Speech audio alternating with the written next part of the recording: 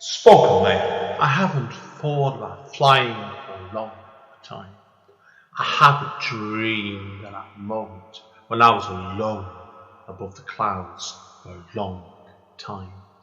I haven't dreamed of waking up in a room surrounded in blue and green grass for more years than I could dream of remembering. I haven't walked back into the past or scratched on the doors of my origins, where it all came from, since I held up that cape for the last time. Return to Kent Town 10th Year Anniversary Edition is a revised version of Andy N's first poetry book. The book can be purchased from Amazon and it contains numerous additional material. Spoken mate. Hi, it's Andy N from Spoken Label. Spoken Label was originally set up at the beginning of 2016, and records show it started off really as a one-off podcast chatting to writers, poets and artists. Over time, it became monthly, then weekly, and occasionally nowadays it goes on that to a more regular basis. To date, I've done over 330 sessions, and I'm always looking for new poets, writers, artists, singer-songwriters, general interesting creative people to come onto the podcast. You can find this on all the usual networks over Apple, iTunes, Spotify, Podbean, Podbay, and dozens of others. But it does have a central database of Spoken Label, which is all one word, .bandcamp.com. Obviously now, to help me with the running costs of this podcast, I'm always grateful for any kind of donation to assist me with it. You can either do the donation through the Bandcamp page by putting in a fee to download one of the free podcasts, or send it over my PayPal to aen1mpo@yahoo.co.uk. My email address again is aen1mpo@yahoo.co.uk. Enjoy the podcast. Take care. Bye. Spoken mate. Hi guys, Andy N, Spoken Label, back in the house on a Sunday evening. Yes, second podcast today, and first one was Cloaked in the Shadows, and that was an entertaining experience. Great fun. But anyway, on to my bread and butter now, Spoken Label, my author, artist, poet, and all kinds of creative shit podcast. Now, I've got a very talkative lady with me today here as well, and I only found out what her name was about an hour ago, because she was on Instagram, and she had it under a completely different name, so I just found it out now. So, but we've got, and a lady I think is going to make some waves here as well, so we've got the wonderful Eve Ginnsberg. Now, Eve, hello. You've got absolute. I can see in the bio you've sent me. You've got a load to say. So let's start off with, as I always say, the beginning.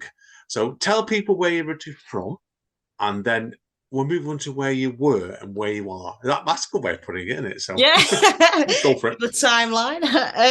So originally I'm a Yorkshire girl, and then I moved over to London to go to drama school. And I went to Rose Bruford, and I studied stage management, theatre production, that kind of thing. And I quickly found out that rental prices in London were super, super expensive.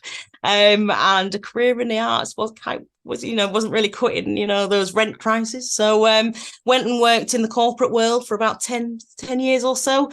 Then I moved to Manchester. I'm in North Manchester. Yeah, you know about North Manchester last now, even if you're not born that way, you are by blood. Now, it's interesting what you told me before as well, because like obviously, your creativity is kicked back in over lockdown, didn't it? So yeah. So I'll explain. Yeah, explain that. Might be a good way to help people understand it, because it's interesting. Yeah. Like I know quite a few creative people that stopped over lockdown, didn't come back, but you're a case of a few people I know who's actually kicked in even more. So give us that story then. I'll explain. So, well, I'm in my late 30s now, and over the years, I've worked like sort of in corporate businesses. I've not worked in any arts business whatsoever for a long, long time. And at this time as well, sort of running parallel to this, I've had a lot of quite serious mental health problems. I found, sort of over the years has been a bit of a journey, finding out all these things about myself, and, you know, working out, getting myself medicated and getting myself healed and that kind of thing. And along this journey sort of came like all this counselling and everything else. And during lockdown, unfortunately, I nearly died twice. And in 2022, you know, it was probably the worst year of my life. And then this big sort of massive bang happened inside my mind. And then all this stuff beautiful stuff started to flow out. When I was in the hospital bed, I just started writing, and it was just a tool at first to, you know, help me get better. And then as time went on, it became like this absolutely just, I couldn't put it down, this massive passion of mine. So, you know, it's just, I can't stop it. So that's my journey so far. I've known stories like that before, and I think it's great because, like, in my case, because I started when I was 10. So I was writing all the terrible shit when I was 10. Then I went to teenage anguish. And I properly started when I was about 28, so a long time ago still. But you do like it. Sometimes you just need the trigger sometimes. Yeah. And that's what I find it's interesting. People like say just the trigger is launch in one direction, isn't it? So yeah. And it's just, it's a great journey, it's a great adventure. You don't know where it's going to go next. I think so. Definitely now. Now, you told me originally, didn't you? You originally started on a small handful of online shows, obviously while we're in lockdown. So I did, tell us about what made you want to go to these shows, first of all. Well, so I had some friends at the time, and they were running a sort of online social group for queer people. And within sort of this discussion sort of came this night, online night.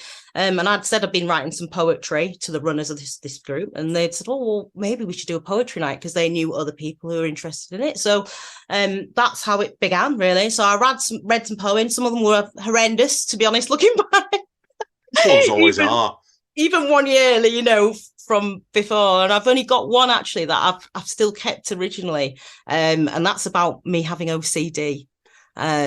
So, and it's quite a funny one actually. I'm going to read that today. So. Yeah, I look forward to it. Definitely in a minute. Definitely. Now, I always believe anyway, and famous musician from your area, Marky Smith, that was Live the Fall. Yeah, I know he's quoted as saying, "To write good, you've got to write crap." So. Which is true. You think about it, like I said, it's like you're not going to, despite the fact I know some people that claim otherwise, to become a good writer, you've got to learn. I mean, it's got to be a learning on it to how you find your voice and stuff.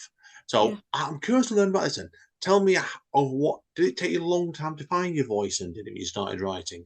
No, because I think that is actually what is the charm of my writing. I think that is a comment that I have the whole time, is that I'm really good at describing a situation, and, you know, giving it a narrative and breaking it down so people understand that.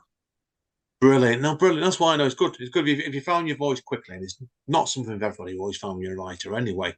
And I'm really awkward book, to be honest, because my writing is always going off in different tangents all the time. And Amanda's very similar to me. We never sit still. We're always trying out different approaches, different ideas, always moving. But it's not always the best way to do it. But yeah, brilliant with that. So definitely now. I know obviously you've just started, people are wondering, you've just gone onto the spoken word scene yourself, haven't you? So I have, yeah. I've just began, and I'm in this absolutely magical world of these characters, and you know, I'm not saying I'm not someone that fits in there, but it's absolutely beautiful to meet with these minds, and you know, the inspiration that I have got from watching some beautiful poets. I mean, we're talking like Anna Percy. You know, Anna Percy knows that I am a massive fan. Also, you know, Dominic Berry. I've seen Dominic Berry a couple of times, and I think Dominic's fantastic. But knowledge about Dominic. I was at his very first full-length show he did in Manchester, I thought.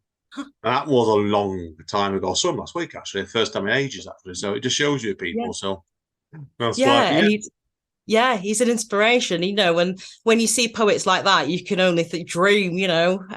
But it's just, like you say, it is a learning curve, and it's about going to watch other poets, and, you know, not necessarily like plagiarizing anything, but it's more about sort of giving yourself a knowledge, you know, and learning what you could maybe change if you could put different rhythm in or something like that. You do, and I think it's the important thing that really, as a writer, whenever you're getting going something like that, while you're finding your own voice, is to read. I think read a lot as well. Read's important as much Yes. as performances. Come to hand in hand. Watch Yeah. like YouTube videos. It's just a tip for people. Anybody doing this, Yeah, watch, learn, absolutely. evolve all the time. Like I said, that's why I've been this 15 years now, and I've done a few books and albums and bits and pieces. But I've never sat still. I've always I've constantly want to see new people, whether it's in person, read the books, YouTube, whatever. Yeah, And that's what you do. You've got to I love constantly it. move in it. Yeah, great. When you get that passion, Yeah, you find it's never going to go away from you. you So can't get enough. no, you Yeah, can't. you can't get Now, enough. I want obviously as people won't necessarily know who you are yet. I think we should Yeah. give some hints. Not necessarily poetry. What's your reoccurring themes that's cropping up in your work? Right. So I will say definitely it's emotions, 100% emotions. I talk a lot about the trifecta of emotions that I feel Oh, are the that's a good most word. powerful. That's a good So like trifecta. Yeah. anger, love, pain, sadness, so that is always running. There's always emotions in my poetry. No matter what, you'll find emotions. And I don't say that I've necessarily got a style, because obviously I'm new, so I am still trying out a few things. But yeah, that I would say that probably sums it up. Brilliant. Now, you did drop me a hint before, just we went on air as well. And I want to learn more about this because you've got a show coming up, haven't you, in September? I And do. that's impressive, that is, to get that done. So get be on that one immediately as well. I know. So I've got a show coming up in September. It's at the King's Arms. It's on the 26th till the 28th of September. I'm also doing another it's a sort of double-ended show with Kerry Moriarty, who is doing her fantastic show alongside my More Reasons, Why I'm Gonna Die Alone. So I think that it's going to be very interesting. You're going to hear from some absolutely strong, fantastic, queer poets. And it's going to be a really interesting night, I think, of emotional, I don't know, just emotions. And I think power and turning that pain into power and, watching the underdog finally win. It's a real tale of victory in the end. It's not all sadness. No, great. I think I always believe it. You've got to have a relief at the end of it anyway. If you don't, you crack up base. That's what I'm a firm believer in anyway. Give them the old shit sandwich, do something a bit heavy and then, Oh, God, yeah, you get used to that in me. If you ever see me read, I go from the surreal to the mad sometimes, right? So I love it. I like the time. You see, that's, for me personally, that's what I love, because I like to think that I write with my little toe sort of like dipped in the edge of cosmic reality. Sometimes I'll go into this little crazy fantastical world, and then occasionally, I'll step back into reality. Oh, you've got to sometimes, like I said, steal all these wonderful ideas. Yeah. Oh God, yeah, completely. No, brilliant. Good luck with it, definitely. So that's obviously your plan to go towards a show then. So I'm going to have to ask you, obviously, with your work being quite new still then, have you seen, you've told me already that when you first got going with it, you've already chucked a lot of your very early work. Have you found that your work's really quite quickly evolving at the moment? Not at this moment in time. I would say that it's got slow. So when I first started, I was like, that's awful, boom, get it off, and it was all rhyming couplets constantly, and how you start off. And then I sort of took the things that I felt were the magic from those really bare bones and just kind of kept taking that and trying new things. And it's been like a Frankenstein starts, type project. But eventually I do feel like I am slowly now settling into my voice. I can, I almost have a figure in my mind of who I am as a writer, and I feel like she's coming out now and showing herself. Good. I look forward to your journey on that one. Definitely. Let's fingers crossed. Ends are definitely watch this space. That's all I'm saying. That space. It's hard. I don't want to put you too much pressure today, anyway, because obviously we've been quite new. So I think what we'll do is, Eve, we'll actually conclude part one now. Do a short and normal part one. What we'll do is we'll go and get you to read your poems out in the second half, and then we'll talk about each poem as we go in between, because I've not heard these poems. I certainly not heard all of them, so I can ask you a lot. You've not heard any of them, actually. Yeah, you might have heard one. Might have heard one. So what you can always do is we can talk about it in more depth, definitely in that way, and I can ask you questions about why did you do this, why did you do that. Yeah, of course. And I'll be sat break it down a bit. Yeah, they do that. So, any listeners, guys, goes hang around. We shall see you all in 2 shakes of the dice. Spoken Label. Hi guys, Andy N. Spoken Label. The very entertaining and quite wonderful Eve Ginnsberg. Okay, Eve, I know you're going to do 4 pieces today, and I'm going to ask you loads of tons and horrible and nasty probing questions about each one. No. Go for it. Over to you, my friends. Okay, so this one's called False Start. That cinder-topped smile of flaky, sweet seduction. I stayed in my lane, no underhanded overtaking. I let Jesus steer the wheel. Chocolate pennies presented to you down from heaven. Useless currency, because all you were peddling was your soul. Licorice, limerent, sweet at first, accumulating more bitterness the more it broke down. Hard-boiled egos bounce off each other excitedly and then swirl around like stunted predators. Gifted a split-second sweet kiss, but did I actually steal it? Is that why I got just desserts served up icy cold? Disappointment of you, thinking I was ever different, cowering in the shadow of your own greatness, self-sabotage, riots around, battering down, rare doors of opportunity. Open up that mind. Perfectly good gift voucher left to expire. Absence causing its generosity to fade. Happiness of me, only hearing the bullets as they thundered out from that tortured chamber. All close shaves from the barber of no regrets. Russian roulette of what is? Which one will finally finish me off?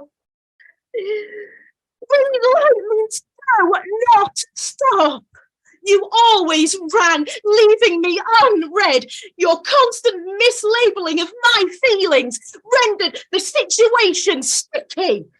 When the roller coaster was careering off its tracks, just out of the gate, but just a false start. Never going back. Thank you. My head was popping after that. No, people always You wonder. should have said, please adjust your TV set, shouldn't I? Yeah, it might have done with that. No, people always wonder. I always think my headphones that I can control the sound more then. I don't deafen the neighbours. And I think you wouldn't. I had the headphones out then after the neighbours in the car park. I know, I feel sorry for mine. Sorry.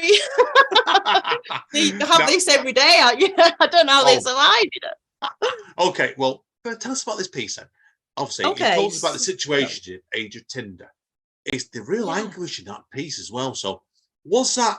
I'm getting used to your style now. Was this quite a quick piece to write then for you, first of all?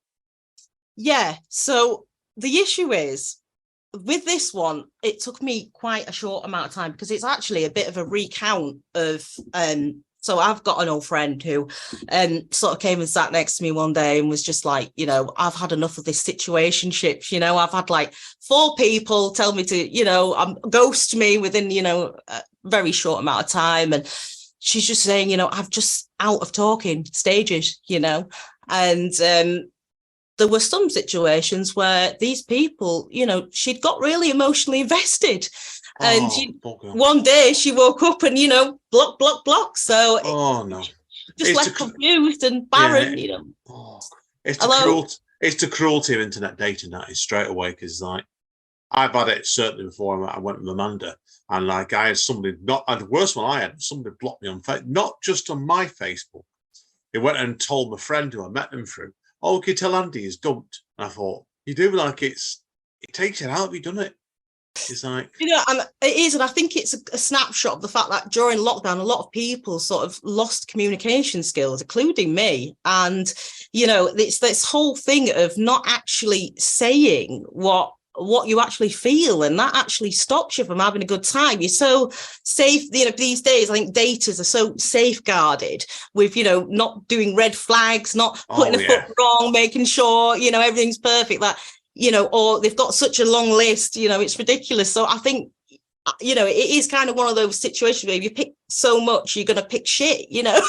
And God, yeah, I was just trying to give a bit of a snapshot because I'm hearing it from left, right, and centre at the moment from my friends. So, completely. You think during lockdown it was horrible looking at people. I know people that went on blind dates on Zoom. Yeah.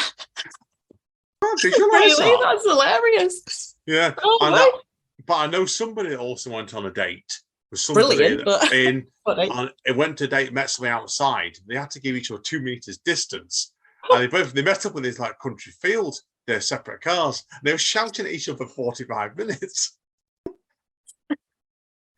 Well, it's a good story to tell the grandkids anyway, isn't it? not my story. That's all I'm going to say there. So, but you do it's definitely it's impacted people, and I think you can really see it in your age and your passion in this piece immediately, because it's like society has changed. I think over the last couple of years, and whether it's for the better sometimes, that's not for us to say. But yeah, excellent. Yeah, stuff. Thank you. Excellent. Okay, let's go on to piece number 2 then. Right. So piece number 2 is the flagship piece for my show, Professional Scapegoat. And let's kick this off. Raise your glasses. Make a toast to seeing clearly. I want to dip my toe in reality now. No wonder some people mistreated as kids become alcoholics. When you're taught abuse is love, you love the booze, but you're just loving another abuser. Drinking on top of already fractured thinking piles too much pressure on the thin ice between reality and the 5th dimension. Just a lack of comprehension. Evil was never the intention. If the brain was a bone, mine would be broken in multiple places. Drinking dulls the ringing in your ears. Empty bottles line up on the windowsill, just like the proofless rumours.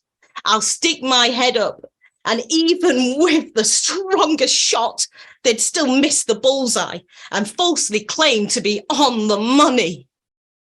Drinking stunts the parts of the brain that create new memories because you don't think you deserve them, until one day that old faithful turns on you, from bathing in blissful pools of ignorance to drowning in hell psychosis.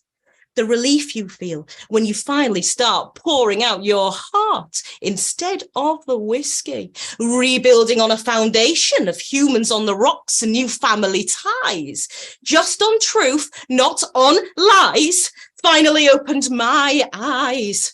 And when the glass runs dry, so does the guilt. The ringing in ears has stopped.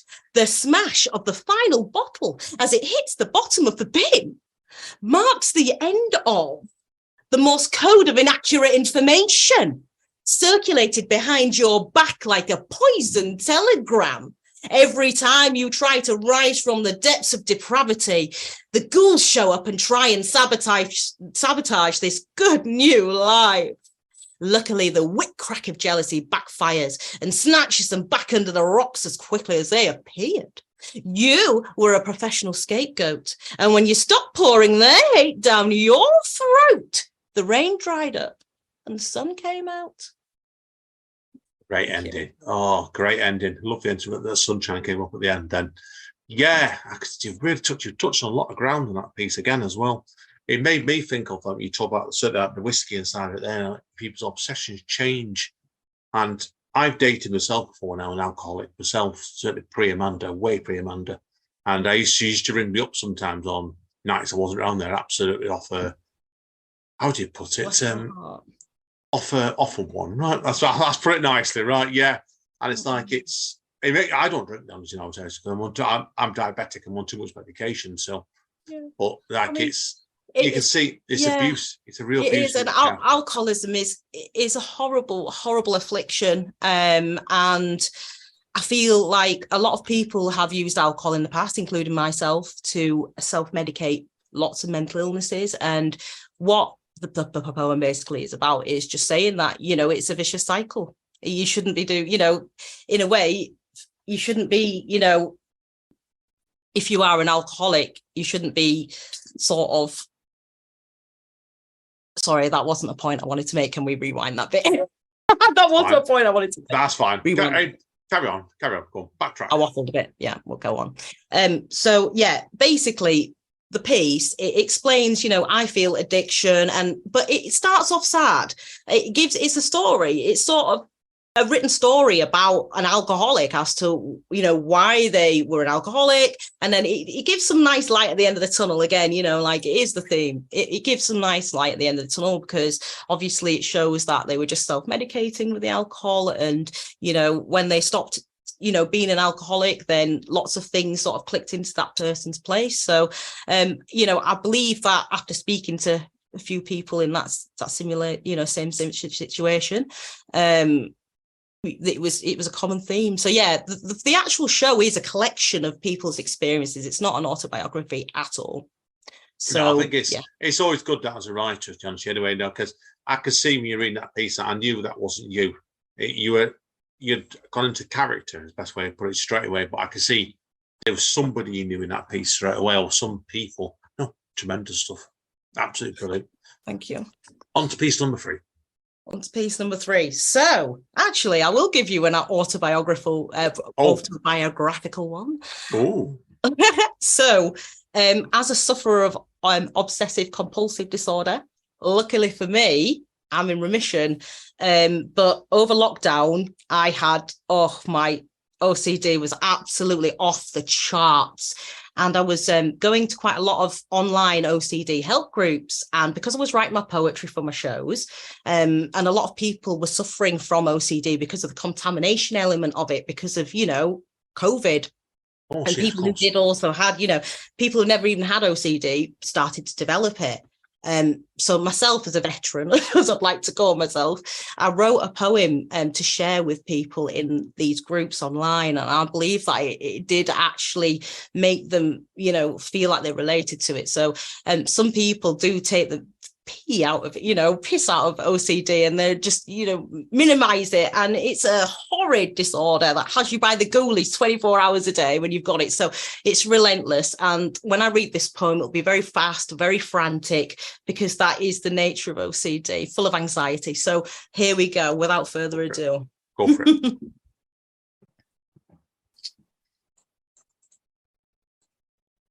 The other day, I saw a baby's bib. It said, I've got OCD, obsessively cute disorder. If only that was true. They don't have a clue. If I go near that pigeon, I'm going to catch bird flu. Irrational fears of the bottom of my shoe. Only the right one, though, or the middle toe, which has to stay aligned, or I'm going to go blind. Or even worse, put your family in a hearse because you didn't check the door 100 times. Now you've committed war crimes. Intrusive thoughts strike through me like chimes of a fucked up clock on every hour. The internet I will scour for ways to stop. Seek assurance. You'll definitely feel better. Follow the white coats to the letter. I try to be stealth in public places, but my mind races. Will I die from a virus because I touched the doorknob? My sanity, it's starting to rob. But I see their eyes when I'm sanitizing my thighs because they touch the period bin, because I'm not thin, searching frantically for broken skin. What kind of sin did I commit in another life to deserve this plague on my mind? Some peace I try to find, but she's a relentless bitch. I'm going to become rich and find the cure. My OCD is like a boring chore. I have to do it like breathing, but it's thieving my life, not providing it, like a quagmire of mental shit. Dousing my hands with bleach. I wouldn't dream of eating a peach, not knowing where it's been before, rolling around on the floor, being touched by someone with an open sore. For God's sake, why does my mind always deeply explore everything it doesn't need to? I just want to use a public loo. I dread needing a poo. It's hard to do a freestyle shit. Dig a hole in a forest and then bury it. Better than using a Starbucks toilet, where you decide to try and shit into a cup mid-air, You fall to the ground. Now you've got crap in your hair. You have a panic attack. Then a barista called Jack starts banging on the door. You're trapped in a disease box with shit on your socks. Oh God, I can hear him opening the lock.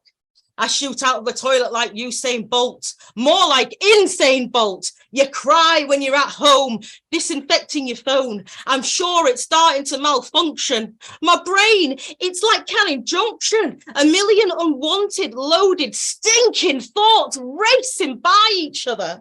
Did I inherit this hell from my mother, or am I just too clever? My mind always endeavours to analyse everything to a high degree, like it was my fault. I'm guilty of every assault. I'd never hurt a fly in real life. Ask my wife. She won't let me keep a knife near my pillow. Paranoid thoughts always billow. What happens if we get robbed? If we get mobbed? Disturbing thoughts always rain on my parade. The police are planning a raid. All the worries, they dance and jive, rattling around my brain, driving me insane. Hopefully meds will try to tame you. Burn you right out with exercise, medication, therapy, and eating a lot of trout. Wow. Thank you. Wow. Now that's really conceived. I think the other two pieces hinted at it, but that's, you can see your background in the theatre there and that one straight away. Because it is a really theatrical piece, that one. Thank you. That's why. So I've got to ask you to backtrack. I wanted to ask, should have asked you this before about your theatre background then. Yeah. What made you want to go and do theatre originally in London then? So I did a technical theatre BTEC and I loved it. I absolutely loved it. And then so I was thinking, right, well, I would love to like go and be a big sort of stage and events manager, because the part of my technical theatre, I love the bits, the stage management side of it. Yeah, of course. So I applied. Sorry.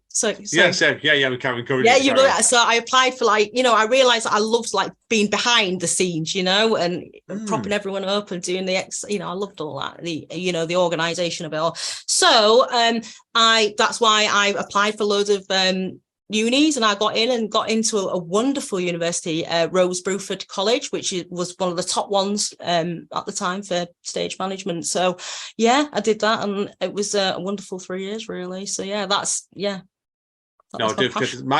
degrees in as well as creative writers and theatre studies, so I could see it then where you like that piece, and particularly the other two pieces as well, this third one in particular, I could see you on stage with all kinds of weird stage directions in the background of you as well. So it's really theatrical, that piece, straight away. So thank you. And I think, it did have to be dramatic because OCD is a very dramatic, illness myself, definitely. Yeah, it's very up and down. It's not something like some people go in the middle like that. Yeah, it's very high drama. Or you're very, definitely brilliant stuff indeed. Yeah, so there you go. So yeah, that's that one. So right. Just the last one that I'm going to do. Go for it.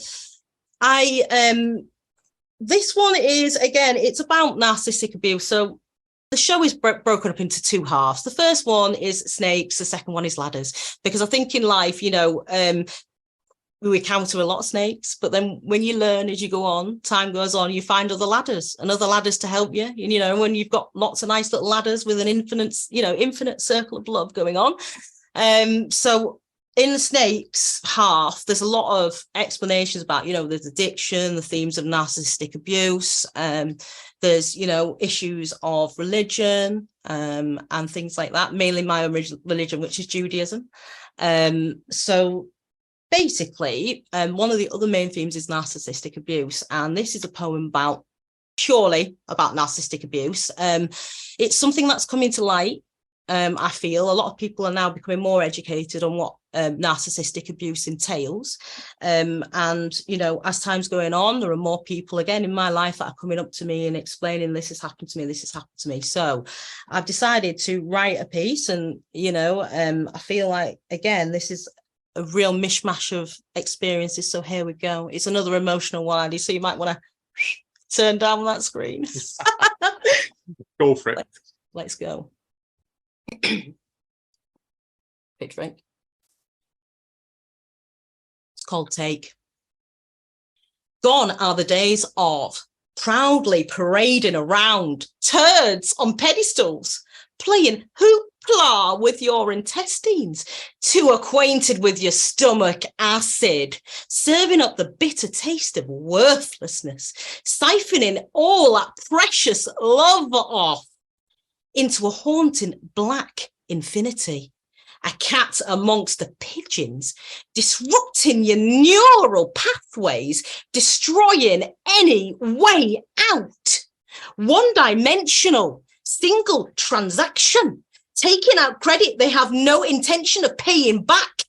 A pile of bad debts accumulates, blocking the growth of emotional maturity, their cross to bear, pinning them to the ground when their back is up against the wall. Selectively appropriate amnesia. The rug's growing speed bumps. Still no obstacle for the inevitable firing squad. Humans disposable like tissues in a box. Pluck one out, expel your putrid bile, toss it aside. There's always a fresh one waiting, ready in the wings for the taking. Brand new blank slates, you ruin every time. Humans like juicy berries, frantically extracting their precious supplements. So many faces, stockpiled for any occasion. Only place their face doesn't fit is in a game of Who Framed Roger Rabbit. A brazen fat controller, masterfully scheduling, complete avoidance, or extraordinary collisions between powerful locomotives. Check the hidden agenda for show times. You put me on trial in your kangaroo court, but you're the one who likes a bit of timey kangaroo dance sport. Reality to you is like hot wax. You need to manipulate it quickly before the truth sets in. Trying to chop down the trees of integrity with your axe to grind. Clicking the lighter just as the gas screeches around the bend. Autographing my suicide note. Just signing off your recent campaign. Cycling around again and again and again and again. Wow. Thank you, Andy. Wow. I'm going to remember, if people are wondering at the times on here, I'm due to meet you for the first time at Speakeasy coming this week. I'm thinking some earplugs.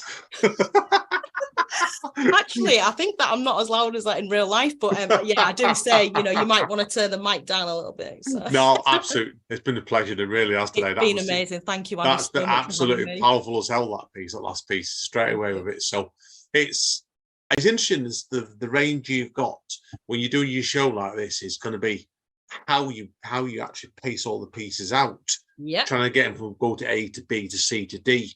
I've done full hour sets for now, and it's tricky. And that's why you're just trying to get the last piece, aren't you? Like, get people to go out in that right direction. Yeah. Just putting in the puzzle. You've got all these wonderful pieces. Yeah. It's like, how do they, Yeah, it's like that with books sometimes. I've done it with books before now, I've published, and it's yours is going to be an interesting one to see, like, your first show. You think yourself, which direction am I going with this? So have you got, like, you don't have to tell people what they are, but do you know the order is going to be in your show yet? Yeah, like I say, my only giving away is the snakes in the first half. You've got your ladders in the second. I can't really give much away. The only other thing I am going to say before I leave is that there is some really funny pieces in it, and this is very emotional. I didn't want to do a 1 hour trauma dump. I wanted to make it a bit funny in the middle. So I have got one really outstanding piece that I'm really excited to share with everyone. It's about it is autobiographical, biographical. That's the only other one. It's about my Russian Ashkenazi grandma, and she terrorized us. And so you've got Russian in your family. I have got Russian from back when, but she absolutely terrorized us, and the stories are fantastic and they're so funny looking back. So I think that's going to be a really good one for people to come and see. So brilliant. Thank you very much anyway, Andy. Well, good luck with the show. Now, before we go, because we're going to do a quick bit of backtracking, okay? Because normally at the end of the first half, I ask people to do the hard sell, but we've not really done it. I want to do it a bit different today. So obviously, recap again. When is the show in September? So I'm doing previews of Professional Scapegoats on the 26th of September, back-to-back 2 previews. And then on the 27th and the 28th, I've got 2 shows. So please come down. My tickets Are they all at the same venue? Yes, they are. They're at the King's Arms in Salford. Brilliant. Are tickets on sale now? They're not. There will be in the next couple of weeks. Brilliant. So, This podcast will be going out live at the end of July, so check then. It should be then. Okay. That is brilliant. Amazing. Now, if people want to find out more about you in addition, where do you recommend they go? So, because obviously I'm brand new, I've got my Insta, which is Pooh, and I am going to start doing a website. I don't want to get too ahead of myself and start doing all this huge website and everything, and then my show flops. So to be honest with you, I don't have a big website. I've got a blog, and I've just set up. I use all these social media. Do you? Where do you have that? I've got a blog on Blogspot. Oh, okay. I might look into that. That's a great idea. But then I've just set up for people who have known as well, which I've not shared yet properly. Substack. I've just started using Substack as well. Okay. Andy, can I hear some of your poetry, please? We're going to do this off air, right? So I'm not sharing anything on air, right? So, right, listen, thank you very much, Eve, anyway. It's been a pleasure. Okay, so good luck with the show. Keep us informed, okay? Take care. Thank you very much. We'll see you soon. Take care, guys and girls. See you all later. Spoken Label.